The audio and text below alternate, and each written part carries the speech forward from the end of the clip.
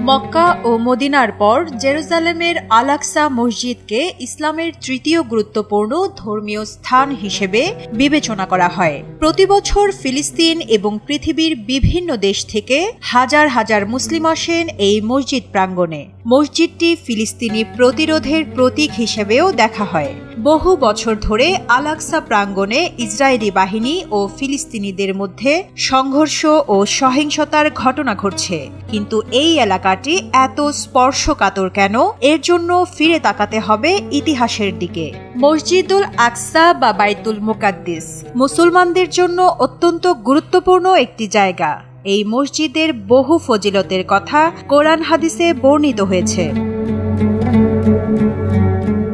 ফিলিস্তিনের মসজিদুল আকসা হল মুসলিমদের প্রথম কিবলা, যার দিকে মুখ করে রাসূলুল্লাহ সাল্লাল্লাহু আলাইহি ওয়াসাল্লাম